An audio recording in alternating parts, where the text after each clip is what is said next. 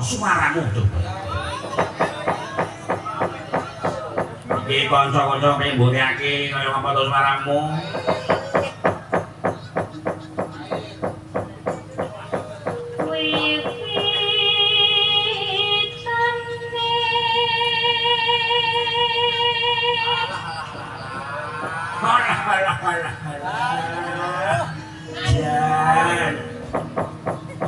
Suara kok adune kaya ngono. Kuwi adi suarane ngurung apane?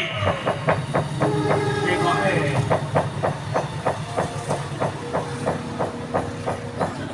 Yo.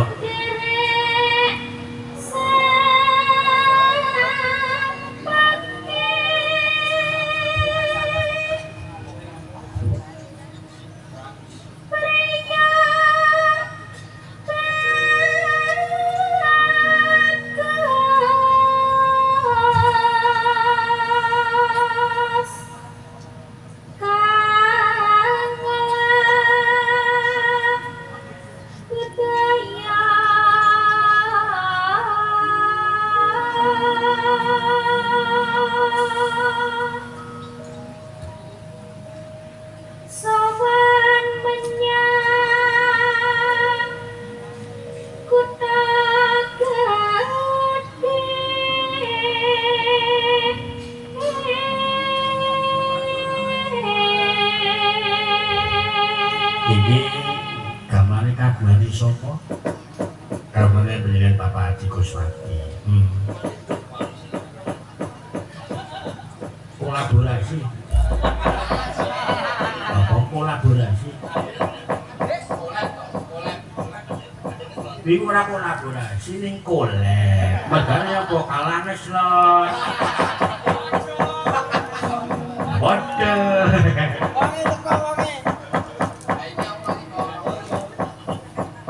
Kemajuan yen nek cukup hiburan apa ini nek nganti banjur wani dol-dolan kudu nganti golek utangan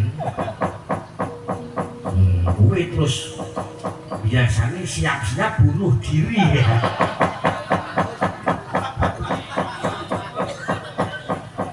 ngombe parame ora mati.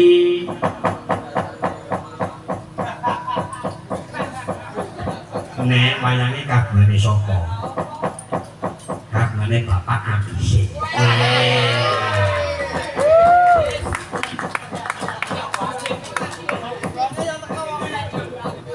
Monggo kula tuju meneng. Cocok. Ora ana.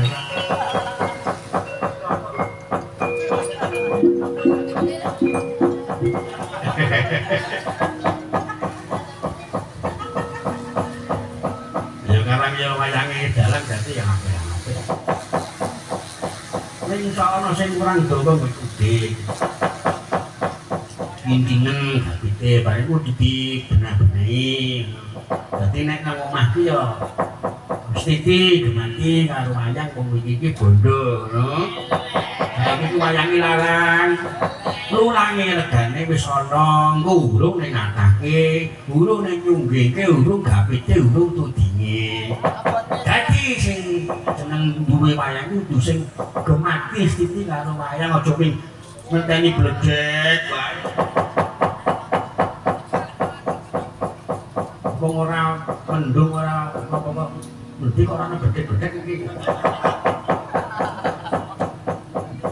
Apa petir?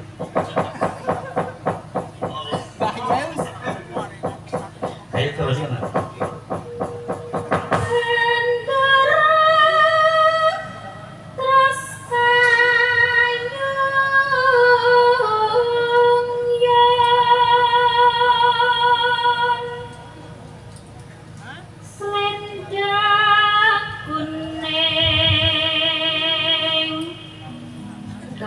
Saking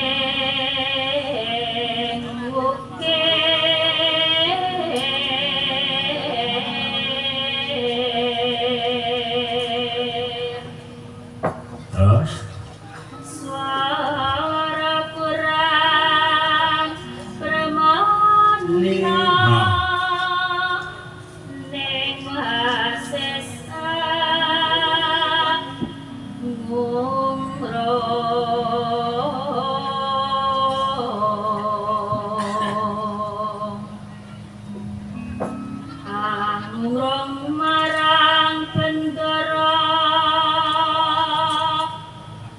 Tiah Sulistya pijer ngincangake